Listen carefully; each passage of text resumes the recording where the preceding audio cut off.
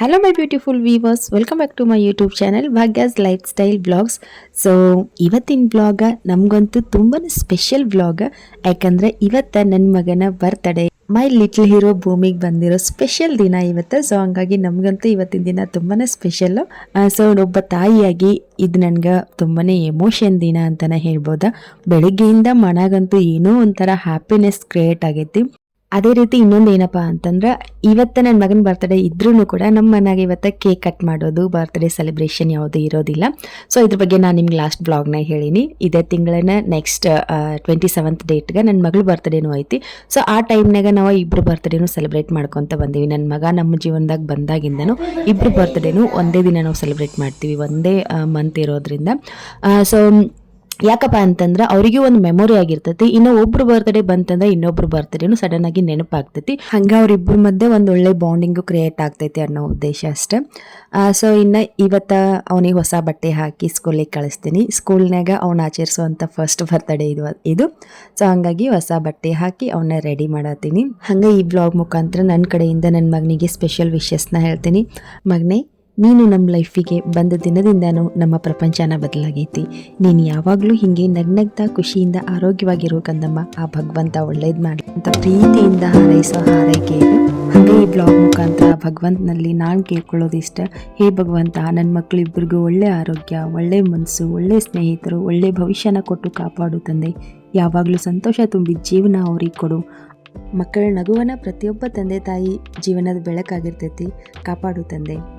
ಸರಿ, ನೀವು ನೋಡಾತಿರ್ಬೋದ ನಮ್ಮ ಲಿಟ್ಲ್ ಹೀರೋನಂತೂ ಕಾಂಪಿಟೇಷನ್ ಮೇಲೆ ರೆಡಿ ಮಾಡತ್ತೀವಿ ಇವತ್ತು. ಸೊ 3 ಜನ ಸೇರ್ಕೊಂಡು ಫೈನಲಿ ಈ ಥರ ರೆಡಿ ಮಾಡಿದ್ವಿ. ಎಷ್ಟು ಮುದ್ದ ಕಾಣತಿದ್ದಂದ್ರೆ ನನ್ನ ಮಗ ಒಂದು ಕ್ಷಣ ನನ್ನ ದೃಷ್ಟಿನ ತಾಕ್ತೈತೇನೋ ಅನ್ನೋ ಥರ ಅಷ್ಟು ಕ್ಯೂಟಾಗಿ ಕಾಣತಿದ್ದ.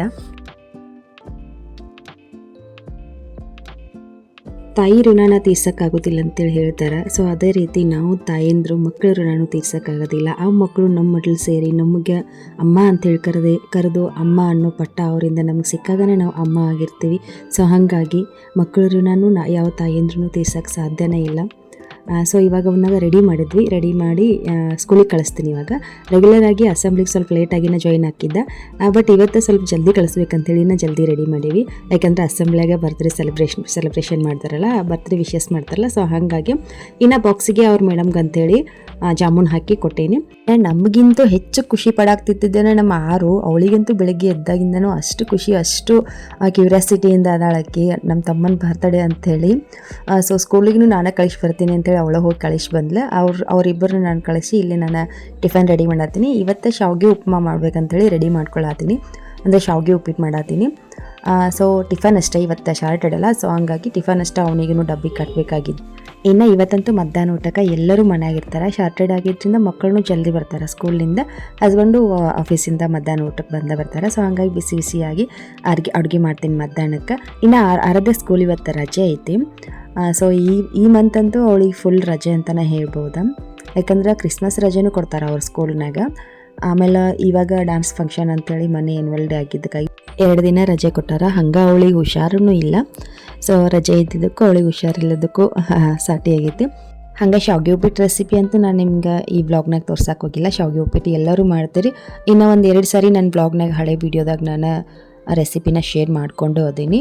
ಸೊ 2 ಥರನೂ ಮಾಡ್ತಾರೆ ಆಯ್ತಾ ಶಾವಿಗೆ ಉಪ್ಪಿಟ್ಟನ್ನ. ಕೆಲವ್ರು ಏನು ಮಾಡ್ತಾರೆ, ಒಗ್ಗರಣೆ ಮಾಡಿ ಅದಕ್ಕೆ ನೀರು ಹಾಕಿ, ನೀರೆಲ್ಲ ಹೆಸರು ಬಂದಮೇಲೆ, ನೀರು ಕುದಿಯೋಕ್ಕೆ ಸ್ಟಾರ್ಟ್ ಆದಮೇಲೆ ಶಾವಿಗೆ ಹಾಕಿ ಕುದಿಸಿ ಉಪ್ಪಿಟ್ಟು ಮಾಡ್ತಾರೆ. ಇನ್ನು ಕೆಲವ್ರು ಏನು ಮಾಡ್ತಾರೆ, ಶಾವಿಗೆನ ಫ್ರೈ ಮಾಡಿ ಸಪ್ರೇಟಾಗಿ ಶಾವಿಗೆನ ಬೇಯಿಸ್ಕೊಂಡು ಆಮೇಲೆ ಸಪ್ರೇಟಾಗಿ ಒಗ್ಗರಣೆ ಮಾಡಿ ನಾವು ಅವಲಕ್ಕಿ ಮಾಡ್ತೀವಲ್ಲ, ಸೊ ಆ ಥರನೂ ಮಾಡ್ತಾರೆ.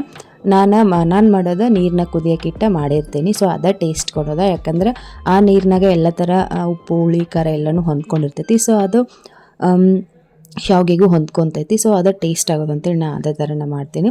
ಸೊ ಇವಾಗ ಡಬ್ಬಿಗೆ ಗುಂಡನ ಡಬ್ಬಿಗೆ ಹಾಕಿ ಉಪ್ಪಿಟ್ಟು ಹಾಕಿಟ್ಟು ನಾವು ಟಿಫನ್ ಮಾಡ್ಕೊಂಡು ಅವ್ನು ಸ್ಕೂಲಿಗೆ ಹೋಗ್ತೀವಿ. ನಾವು ಮನೆ ಪಕ್ಕದಾಗ ಸ್ಕೂಲ್ ಇರೋದು. ಸೊ ಹಂಗಾಗಿ ನಾವು ಟಿಫನ್ ಎಲ್ಲ ಮುಗಿಸ್ಕೊಳ್ಳೋ ಅಷ್ಟ್ರಾಗ ಅಸೆಂಬ್ಲಿನೇ ಮುಗೀತೈತಿ. ಸೊ ಅವ್ರ ಕ್ಲಾಸ್ ರೂಮಿಗೆ ಹೋಗಿರ್ತಾರೆ. ಆವಾಗ ನಾವು ಹೋಗಿ ಮಕ್ಕಳಿಗೆ ಸ್ವಲ್ಪ ಸೀಸ್ ಪೆನ್ಸಿಲು ಆಮೇಲೆ ಚಾಕ್ಲೇಟ್ಸು ಅದೆಲ್ಲ ಕೊಡಬೇಕಂತೇಳಿ ನನ್ನ ಮಗನ ಕೈಲಿಂದ ಕೊಡಿಸ್ಬೇಕು ಅಂಥೇಳಿ ಅಂದ್ಕೊಂಡಿವಿ. ಪ್ರತಿ ಸಾರಿನೂ ಆರಾಧನ ಬರ್ತಾರೆ ಟೈಮ್ನಾಗ ಅವಳು ಸ್ಕೂಲಿಗೆ ಹೋಗಿ ನಾವು ಸಿಸ್ ಪೆನ್ಸಿಲೆಲ್ಲ ಕೊಡ್ತೇವೆ ಮಕ್ಕಳಿಗೆ. ಸೊ ಈ ವರ್ಷ ಫಸ್ಟ್ ಟೈಮ್ ಗುಂಡಣ್ಣನ ಬರ್ತ್ಡೇ ಸ್ಕೂಲ್ನಾಗ ಸೆಲೆಬ್ರೇಟ್ ಮಾಡಾಕ್ತಿದ್ದದ. ಸೊ ಹಾಗಾಗಿ ಈ ವರ್ಷ ಹೋಗಿ ನಾವು ಹೋಗ್ಬೇಕು ಅಂತ ಅಂದ್ಕೊಂಡು ನಾವು ಇವಾಗ ರೆಡಿಯಾಗಿ ಹೊಂಟೇವಿ. ನನ್ನ ಹಸ್ಬೆಂಡ್ಗೂ ಲೇಟ್ ಆಕೈತಿಲ್ಲ, ಸೊ ಹಾಗಾಗಿ ಅವ್ರು ಟಿಫನ್ ಮಾಡ್ಕೊಂಡೆ ಹೋಗ್ತೀವಿ. ಅವ್ರು ಆ ಕಡೆ ಆಫೀಸ್ಗೆ ಹೋಗ್ತಾರೆ, ಮುಗಿಸ್ಕೊಂಡು ನಾವು ಈ ಕಡೆ ಮನೆಗೆ ಬರ್ತೀವಿ. ಇನ್ನೊಂದೇನಪ್ಪ ಅಂತಂದ್ರೆ ಆರಾಧ್ಯ ಮನಾಗಿದ್ದೊಂದು ಸ್ಪೆಷಲ್ ಇವತ್ತು ಅವಳ ಸ್ಕೂಲ್ ರಜೆ ಐತಲ್ಲ, ಸೊ ಹಂಗಾಗಿ ಸೊ ಪೆನ್ಸಿಲ್ ಬಾಕ್ಸ್ ತೊಗೊಂಡು ಬಂದಾರ.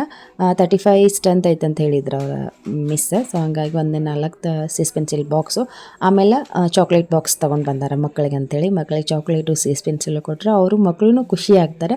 ಸೊ ನನ್ನ ಮಗನಿಗೆ ಎಲ್ಲದಕ್ಕಿಂತ ಹೆಚ್ಚಾಗಿ ನನ್ನ ಮಗನಿಗೆ ಖುಷಿ ಆಗ್ತೈತಿ. ಸೊ ಅವ್ನ ಬರ್ತ್ಡೇ ಅನ್ನೋದು ಅವನಿಗೂ ಒಂದು ರೀತಿ ಖುಷಿ ತರ್ತೈತೆ ಅನ್ನೋ ಒಂದು ವಿಚಾರಕ್ಕೆ. ಸೊ ಟಿಫನ್ ಮುಗಿಸ್ಕೊಂಡ್ವಿ. ಇವಾಗ ನಾವು ಸ್ಕೂಲಿಗೆ ಹೊಂಟೇವಿ. ಎದುರುಗಡೆ ಕಾಣ್ತಾ ಇದ್ದಿದ್ದನ್ನು ಸ್ಕೂಲ್. ಈ ಕಾರ್ ಸ್ಟಾಪ್ ಮಾಡೈತಲ್ಲ, ಪಾರ್ಕ್ ಮಾಡೈತಲ್ಲ, ಅದೇ ನಮ್ಮ ಮನೆ. ಸೊ ಇಷ್ಟು. ಇವಾಗ ಆ್ಯನ್ಯುವಲ್ ಡೇ ಡ್ಯಾನ್ಸ್ ಪ್ರಾಕ್ಟೀಸ್ ಮಾಡ್ಸತ್ತಾರೆ ನನ್ನ ಮಗನಿಗೆ ಸ್ಕೂಲ್ನಾಗ. ಸೊ ಹಾಗಾಗಿ ಫಂಕ್ಷನ್ ಹಾಲ್ನಾಗ ಎಲ್ಲ ಮಕ್ಕಳು ಕರ್ಕೊಂಡು ಬಂದಿದ್ರೆ, ಸೊ ಅಲ್ಲಿನ ಸಿಸ್ ಪೆನ್ಸಿಲೆಲ್ಲ ಕೊಡಾಕತ್ತ ನನ್ನ ಮಗ. ನಮಗೂ ಒಂದು ರೀತಿ ಖುಷಿ ಆಗ್ತೈತಿ ಈ ಥರ ಎಲ್ಲ ಮಕ್ಕಳು ನೋಡೋಕೆ.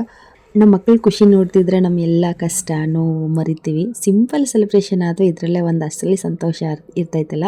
ಸೊ ಫ್ಯಾಮಿಲಿ, ಮಕ್ಕಳು, ನಗು, ಸಣ್ಣ ಸಣ್ಣ ಕ್ಷಣಗಳನ್ನ ಲೈಫ್ನಾಗ ರಿಯಲ್ ಮೆಮೊರೀಸ್ ಆಗಿ ಉಳಿತಾವೆ. ಹಣ, ಶೋ ಆಫ್ ಇದು ಯಾವುದೂ ಬ್ಯಾಡ್ ಅನಿಸ್ತೈತಲ್ಲ ಈ ಥರ ಖುಷಿ ಮುಂದೆ.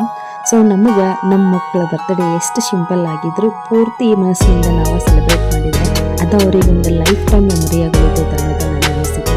ಇದ್ರ ಬಗ್ಗೆ ನಿಮ್ಮ ಅನಿಸಿಕೆನ ಮುಂದೆ ಖಂಡಿತ ಕಾಮೆಂಟ್ ಬಾಕ್ಸ್ನಲ್ಲಿ ತಿಳಿಸಿ. ಇನ್ನು ಸ್ಕೂಲ್ನಾಗ ಅದೊಂದು ಸಿಸ್ ಪೆನ್ಸಿಲಿಂದ ಆ ಮಕ್ಕಳು ನಾನು ಕಣ್ಣಾಗ ಎಷ್ಟು ಖುಷಿ, ಎಷ್ಟು ಸಂತೋಷ ಇತ್ತಲ್ಲ. ಸೊ ಅದನ್ನು ನೋಡ್ತಿದ್ರೆ ಮನಸ್ಸು ತುಂಬಿ ಬರ್ತೈತಿ. ನಿಜ ನಾವು ಆ ಕ್ಷಣ ಒಂದು ರೀತಿ ಮಕ್ಕಳಾಗಿರ್ತೇವೆ.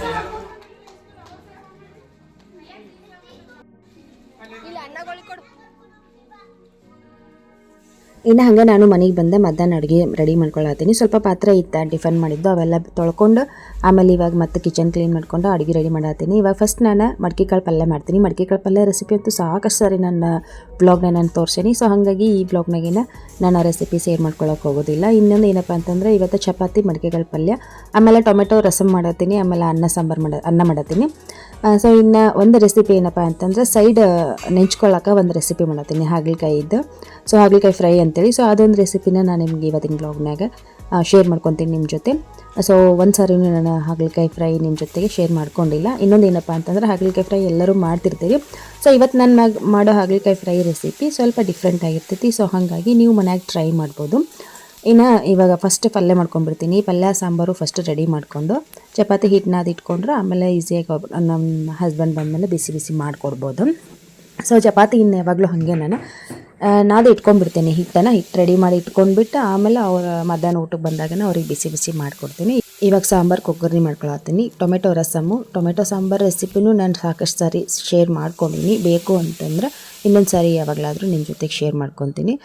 ಸಾಂಬಾರು ಕುದಿ ಬಂತು. ಮಧ್ಯಾಹ್ನ ಬಿಸಿ ಬಿಸಿಯಾಗಿ ಅಡುಗೆ ಮಾಡ್ಕೊಂಡು ತಿಂದ್ರೆ ಒಳ್ಳೇದು. ಅದರಲ್ಲೂ ಇವಾಗ ಚಳಿಗಾಲದಾಗ 3 ಟೈಮ್ನು ಬಿಸಿ ಬಿಸಿ ಅಡುಗೆ ಮಾಡ್ಕೊಂಡು ತಿಂದ್ರೆ ಆರೋಗ್ಯಕ್ಕೂ ಒಳ್ಳೆಯದು, ಬಾಡಿಗೂ ಸ್ವಲ್ಪ ಹೀಟಾಗಿರ್ತೈತಿ. ಇನ್ನು ನಾ ಇಲ್ಲಿ ಹಾಗಲಕಾಯಿ ಫ್ರೈ ಮಾಡತ್ತೀನಿ. ಏನಪ್ಪ ಅಂತಂದ್ರೆ ಹಾಗಲಕಾಯಿ ಕಟ್ ಮಾಡಿ ತೊಗೊಂಡಿನಿ. ಇನ್ನು ಒಂದು 2 ಈರುಳ್ಳಿನ ಈ ಥರ ರೌಂಡ್ ಶೇಪಲ್ಲಿ ಕಟ್ ಮಾಡ್ಕೊಂಡು ತೊಗೊಂಡಿನಿ. ಆಮೇಲೆ ಹಸಿರು ಮೆಣಸಿನ್ಕಾಯಿ ಸ್ಟ್ರಾಂಗ್ ಇದ್ದು ತೊಗೊಳಕ್ಕೆ ಹೋಗಬೇಡ್ರಿ. ಎಳೆ ಮೆಣಸಿನ್ಕಾಯಿ ಸ್ವಲ್ಪ ಫ್ರೈ ಮಾಡ್ಕೊತಿರ್ತೀವಲ್ಲ ಆ ಥರ ಎಳೆ ಮೆಣಸಿನ್ಕಾಯಿ ಇದ್ರೆ ತೊಗೋರಿ. ಇನ್ನು ಅಕಸ್ಮಾತ್ ಎಳೆವು ಇರಲಿಲ್ಲ ಅಂದ್ರೆ ಇರೋ ಮೆಣಸಿನ್ಕಾಯಿಗೆನ ಅದ್ರಾಗೇನು ಬೀಜ ಎಲ್ಲ ತೆಗೆದು ತೊಗೋರಿ. ನನ್ನ ಹತ್ರ ಎಳೆ ಮೆಣಸಿನ್ಕಾಯಿ ಇದ್ದು ಸೊ ಅದನ್ನು ತೊಗೊಂಡಿನಿ. ಇನ್ನು ಒಂದು ಕಡಾಯಿ ತೊಗೊಂಡು ಅದಕ್ಕೆ ಒಂದೊಂದೇ ಇಂಗ್ರೀಡಿಯೆಂಟ್ ಹಾಕಿ ನಾವು ಫ್ರೈ ಮಾಡ್ಕೊಬೇಕಾ. ಫಸ್ಟ್ ನಾನು ಈರುಳ್ಳಿ ಹಾಕಿ ಫ್ರೈ ಮಾಡ್ಕೊಳತ್ತೀನಿ. ನೀವು ಫಸ್ಟ್ ಸರಿನ ಹಾಗಲಕಾಯಿ ಹಾಕಿ ಫ್ರೈ ಮಾಡ್ಕೊಳಕ್ಕೆ ಹೋಗ್ಬೇಡ್ರಿ, ಯಾಕಂದ್ರೆ ಅದು ಕಹಿ ಅಂಶ ಬಿಡ್ತೈತಿ ಹಾಗಲಕಾಯಿ. ಸೊ ಹಾಗಾಗಿ ಫಸ್ಟ್ ಈರುಳ್ಳಿ ಹಾಕಿ ಫ್ರೈ ಮಾಡ್ಕೊಬೇಕಾ, ಕಂದು ಬಣ್ಣ ಬರೋ ಥರ ಫ್ರೈ ಮಾಡ್ಕೊಬೇಕು. ಅದಾದಮೇಲೆ ಅದೇ ಪಾತ್ರೆಗೆ ಮೆಣಸಿನ್ಕಾಯಿ ಹಾಕಿ ಫ್ರೈ ಮಾಡ್ಕೊರಿ. ನಾನು ಸ್ವಲ್ಪ ತೊಗೊಂಡಿನಿ, ನೀವು ಬೇಕಿದ್ರೆ ಜಾಸ್ತಿನೂ ಮೆಣಸಿನ್ಕಾಯಿ ತೊಗೋಬೋದು. ಮೆಣಸಿನ್ಕಾಯಿನೂ ಚುಕ್ಕೆ ಬರೋ ಥರನೂ ನಾವು ಫ್ರೈ ಮಾಡ್ಕೊಬೇಕಾ. ಫ್ರೈ ಮಾಡ್ಕೊಂಡು ತಗೊಂಡು ಲಾಸ್ಟಿಗೆ ನಾವು ಹಾಗಲಕಾಯಿ ಹಾಕಿ ಫ್ರೈ ಮಾಡ್ಕೊಬೇಕಾ. ಹಾಗಲಕಾಯಿ ಸ್ವಲ್ಪ ಬಲ್ತಿದ್ದು ಅಂದರೆ ಅದಾಗಿನ ಬೀಜ ಎಲ್ಲ ರಿಮೂವ್ ಮಾಡಿರಿ. ಎಳೆವಿದ್ದು ಅಂದರೆ ಬೀಜ ಏನು ಅಷ್ಟಾಗಿರೋದಿಲ್ಲ, ತಲೆ ಕೆಡಿಸ್ಕೊಳ್ಳೋ ಅವಶ್ಯಕತೆ ಇರೋಂಗಿಲ್ಲ. ಸೊ ಇವಾಗ ಏನು ಮಾಡ್ತೀನಿ, ಹಾಗಲಕಾಯಿನ ಚೆನ್ನಾಗಿ ಫ್ರೈ ಮಾಡ್ಕೊಬೇಕಾ. ಸೊ ಹಾಗಲಕಾಯಿ ಫ್ರೈ ಮಾಡ್ಕೊಬೇಕಾದ್ರೆ ಸ್ವಲ್ಪ ಜಾಸ್ತಿನೇ ಎಣ್ಣೆ ಹಾಕಿದರೆ ಬೆಟರ್. ಸೊ ಇವಾಗ ಹಾಗಲಕಾಯಿ ಫ್ರೈ ಆದವು. ಅದ ಪಾತ್ರೆಗೆ ಹಾಗಲಕಾಯಿನ ತೆಗಿಯೋ ಅವಶ್ಯಕತೆ ಇಲ್ಲ, ಹಾಗೆ ಹಾಗಲಕಾಯಿದಾಗನೇ ನಾವು ಮತ್ತು ಈರುಳ್ಳಿ ಮತ್ತು ಮೆಣಸಿನ್ಕಾಯಿ ಹಾಕಿ ಚೆನ್ನಾಗಿ ಫ್ರೈ ಮಾಡ್ಕೊಬೇಕಾ. ಫ್ರೈ ಮಾಡ್ಕೊಂಡು ಒಂದು ಸ್ವಲ್ಪ ಹೊತ್ತು ಫ್ರೈ ಮಾಡ್ಕೊಬೇಕು. ಒಂದು 2 ನಿಮಿಷ ಫ್ರೈ ಮಾಡ್ಕೊಂಡ್ರೆ ಮತ್ತೊಂದು ಸ್ವಲ್ಪವ ಸಾಫ್ಟ್ ಆಕವ. ಅದಾದಮೇಲೆ ಲಾಸ್ಟಕ್ಕೆ ನಾವು ಉಪ್ಪು ಆಮೇಲೆ ಜೀರಿಗೆ ಪೌಡರ್ ಹಾಕಿ ಮತ್ತೊಂದು ಸಾರಿ ಫ್ರೈ ಮಾಡ್ಕೊಬೇಕಾ. ಬೇಕಿದ್ರೆ ನೀವು ಅಚ್ಕಾರದ ಪೌಡ್ರೂ ಹಾಕೋಬೋದು. ನಮ್ಮ ಮನ್ಯಾಗ ಮಕ್ಕಳು ತಿನ್ನೋದ್ರಿಂದ ನಾನು ಅಚ್ಕಾರದ ಪೌಡ್ರ್ ಹಾಕ್ಕೊಂಡಿಲ್ಲ, ನೀವು ಬೇಕಂದ್ರೆ ಹಾಕೋಬೋದು. ಅಚ್ಕಾರದ ಪೌಡ್ರ್ ಹಾಕಿರೋ ಇನ್ನೂ ಸಖತ್ತಾಗಿ ಟೇಸ್ಟ್ ಬರ್ತೈತಿ. ಲಾಸ್ಟಲ್ಲಿ ಲಿಂಬು ರಸ ಹಾಕಿ ಒಂದು ಸ್ವಲ್ಪ ಹೊತ್ತು ಬಾಡಿಸ್ಕೊಂಡು ಸ್ಟವ್ ಆಫ್ ಮಾಡಿ ಮೇಲ್ಗಡೆ ಒಂದು ಲಿಡ್ ಕ್ಲೋಸ್ ಮಾಡಿದರೆ ಸಾಫ್ಟ್ ಆಕವ. ಸಖತ್ ಟೇಸ್ಟಿಯಾಗಿರೋ ಸೈಡ್ ಡಿಶ್ ಅಂತಲೇ ಹೇಳ್ಬೋದು. ಬಿಸಿ ಬಿಸಿ ರೊಟ್ಟಿಗೆ ಸಖತ್ ಟೇಸ್ಟಿಯಾಗಿರ್ತೈತಿ. ಇನ್ನು ಈ ಸೀಸನ್ ಅಂತೂ ಕಡ್ಲಿ ಪಲ್ಯ ಸೀಸನ್ನ. ಬಿಸಿ ರೊಟ್ಟಿ ಕಡ್ಲಿ ಪಲ್ಯ ಮಾಡ್ಕೊಂಡು ಸೈಡ್ ಈ ಥರ ಡಿಶ್ ಮಾಡ್ಕೊಂಡು ತಿಂತಾಯಿದ್ರೆ ಮಧ್ಯಾಹ್ನ ಟೈಮ್ ಅಂತೂ ಸಖತ್ ಟೇಸ್ಟಿಯಾಗಿರ್ತೈತಿ. 2 ರೊಟ್ಟಿ ತಿನ್ನೋರು 4 ರೊಟ್ಟಿ ತಿನ್ನೋದಂತೂ ಪಕ್ಕ.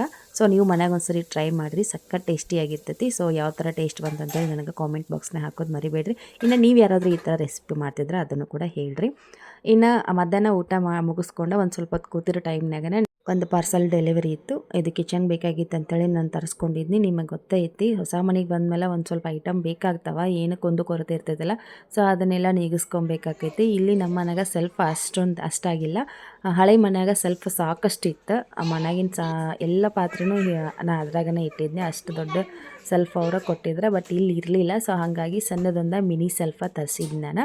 ಸೊ ಸಖತ್ ಚೆನ್ನಾಗಿತ್ತು. ನಾನು ಅಂದ್ಕೊಂಡಿದ್ದಕ್ಕಿಂತಲೂ ಕ್ವಾಲಿಟಿ ಅಂತೂ ಮಸ್ತ್ ಐತಿ, ಹೆವಿ ಕ್ವಾಲಿಟಿ ಐತಿ. ನಾನು ಅಂದ್ಕೊಂಡಿದ್ದೆ ಇಷ್ಟು ಹೆವಿ ಕ್ವಾಲಿಟಿ ಇರೋಕ್ಕಿಲ್ಲ ಅಂತೇಳಿ, ಯಾಕಂದ್ರೆ ಇದಕ್ಕೆ ದುಡ್ಡು ಜಾಸ್ತಿ ಕೊಟ್ಟಿಲ್ಲ ನಾ. ಹಾಗಾಗಿ ನಾನು ತಕ್ಕ ಮಟ್ಟಿಗೆ ಇರ್ಬೋದು ಅಂತೇಳಿ ನಾನು ಅಂದ್ಕೊಂಡಿದ್ದೆ. ಆದ್ರೆ ಇದು ಸಖತ್ ಚೆನ್ನಾಗೈತಿ, ನನಗಂತೂ ಭಾಳ ಇಷ್ಟ ಆಯ್ತು ಪ್ರಾಡಕ್ಟ್.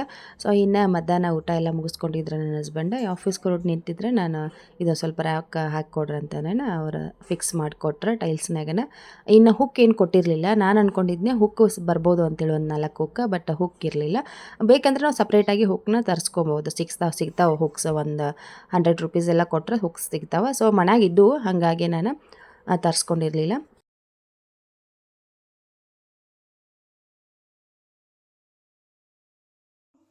ಇನ್ನು ಹಂಗೆ ಮಧ್ಯಾಹ್ನ ನನಗೆ ಬ್ಲಾಗ ಕಂಟಿನ್ಯೂ ಮಾಡೋಕ್ಕಾಗಲಿಲ್ಲ. ಮತ್ತು ಸಾಯಂಕಾಲ ನಾನು ಬ್ಲಾಗ ಶುರು ಮಾಡೀನಿ. ಸೊ ಇನ್ನು ಸಾಯಂಕಾಲ ನನ್ನ ಹಸ್ಬೆಂಡು ಆಫೀಸಿಂದ ಬಂದಿದ್ರೆ ಅವ್ರಿಗೆ ಟೀ ಮಾಡಿಕೊಟ್ಟೆ. ನಾನು ಸ್ವಲ್ಪ ಟೀ ತೊಗೊಂಡು ಬಟ್ಟೆ ಮಡಿಸ್ಬೇಕಂತೇಳಿ ಬಟ್ಟೆನೂ ತೊಗೊಂಡು ಕುಂತೀನಿ. ಇನ್ನು 2 ದಿನ ಆಗಿತ್ತು ನಾ ಬಟ್ಟೆ ತೊಳೆದು ಹಾಗೆ ಇಟ್ಟಿದ್ದೆ. ಸೊ ಹಂಗಾಗಿ ಇವತ್ತು ಅವನ್ನೆಲ್ಲನೂ ಕ್ಲೀನ್ ಮಾಡ್ಕೊಂಡು ಬಿಡ್ಬೇಕಂತೇಳಿ ಮಡ್ಚಾಕತ್ತೀನಿ. ಸ್ವಲ್ಪ ಅಡುಗೆನೇ ಐತಿ ಮಧ್ಯಾಹ್ನದ್ದು. ಇನ್ನೇನು ಸ್ವಲ್ಪ ಬಿಸಿ ಮತ್ತೊಂದು ಸ್ವಲ್ಪ ಏನಾರು ಮಾಡ್ತೀನಿ. ಆರೂ ಟ್ಯೂಷನ್ಗೆ ಹೋಗಿ ಬಂದ್ಲ. ಇನ್ನು ಮತ್ತು ಹಶು ಆಗಿರ್ತೈತಿ. 8 ಗಂಟೆ ಇಲ್ಲ ಅಂದ್ರೆ ನಾನು ಮಕ್ಕಳಿಗೆ ಊಟ ಕೊಟ್ಬಿಡ್ತೀನಿ. 8 ಗಂಟೆಗೆ ಊಟ ಕೊಟ್ಟರೆ ಅವರಿಗೆ ಸ್ವಲ್ಪ ಡೈಜೆಷನ್ಗೆ ಹೆಲ್ಪ್ ಆಗ್ತೈತಿ, ಅವ್ರು ಮಲ್ಕೊಳ್ಳೋ ಟೈಮ್ ನನ್ನಷ್ಟ್ರಾಗ. ಸೊ ಹಾಗಾಗಿ ಸ್ವಲ್ಪ ಇನ್ನು ಅಡುಗೆನೂ ಮಾಡ್ತೀನಿ. ಇನ್ನು ಏನಪ್ಪ ಅಂತಂದ್ರೆ, ಇವತ್ತು ನನ್ನ ಮಗ ಬರ್ತ್ಡೇ ದಿನ ಬಿದ್ದು ಪೆಟ್ ಮಾಡ್ಕೊಂಬಂದಾನ. ಪಾಪ 2-3 ಕಡೆ ಪೆಟ್ಟಾಗೈತಿ. ಅವ್ರ ಅಕ್ಕನ ಜೊತೆ ಕೆಳಗೆ ಹೋಗ್ಯಾನ ಆಟ ಆಡೋಕ್ಕಂತೇಳಿ. ಸೊ ಅಲ್ಲಿ ಬಿದ್ದು ಪೆಟ್ ಮಾಡ್ಕೊಂಬಂದಾನ. ಇನ್ನು ನನಗೆ ಸ್ವಲ್ಪ ನೆಗಡಿ ಆಗಿತ್ತಲ್ಲ, ಟ್ಯಾಬ್ಲೆಟ್ ತರಿಸಿದ್ದೆ ನಾನು. ಟ್ಯಾಬ್ಲೆಟ್ ತೊಗೊಂಡು ಅವನಿಗೆ ಸ್ವಲ್ಪ ಆಯಿಂಟ್ಮೆಂಟ್ ತೊಗೊಂಡು ಬಂದಿದ್ದೆ ಮೆಡಿಕಲ್ ಶಾಪಿಗೆ ಹೋಗಿ. ಸೊ ಅದನ್ನು ಹಚ್ಕೊಬೇಕಂತೇಳಿ ನಾನು ಹೇಳತ್ತಿದ್ದೆ ಅವಾಗ. ಇಲ್ಲ, ನೀನು ಫಸ್ಟ್ ನಾನು ಹಿಂಗೆ ಟ್ಯಾಬ್ಲೆಟ್ ಕೊಡ್ತೀನಿ, ಆಮೇಲೆ ನಾನು ಆಯಿಂಟ್ಮೆಂಟ್ ಹಚ್ಕೊತೀನಿ ಅಂತೇಳಿ ಅವ್ನು ನನಗೆ ಕಂಡೀಷನ್ ಹಾಕಿದ್ದ. ಸೊ ಹಾಗಾಗಿ ಅವನೇ ಕೊಡಬೇಕು, ಅವನಿಗೆ ನಾನು ಅದನ್ನ ಓಪನ್ ಮಾಡಿಕೊಡ್ಬೇಕು ಟ್ಯಾಬ್ಲೆಟ್, ಅವ್ನು ನನ್ನ ಬಾಯಿಗೆ ಹಾಕಬೇಕು. ಈ ಥರ ಅವನು ಎಲ್ಲ ಕಮಿಟ್ಮೆಂಟ್ ಇರ್ತಾವೆ. ಸೊ ನನಗೆ ಮೆಡಿಸಿನ್ ಹಾಕಿನ ಅವನು ಆಯಿಂಟ್ಮೆಂಟ್ ಹಚ್ಕೊಂಡ. ಅದು ಅಳ್ಕೊಂತ ಹಚ್ಕೊಂಡ.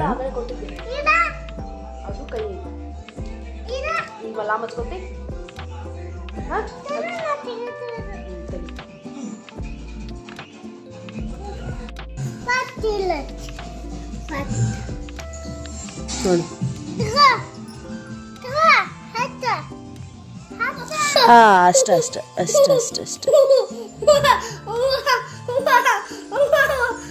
ಇದಿಷ್ಟು ಇವತ್ತಿನ ಬ್ಲಾಗ, ಬರ್ತ್ಡೇ ಸ್ಪೆಷಲ್ ಬ್ಲಾಗ. ಹಂಗೆ ನಾವು ಸಾಯಂಕಾಲ ದೇವಸ್ಥಾನಕ್ಕೂ ಹೋಗಿ ಬಂದ್ವಿ.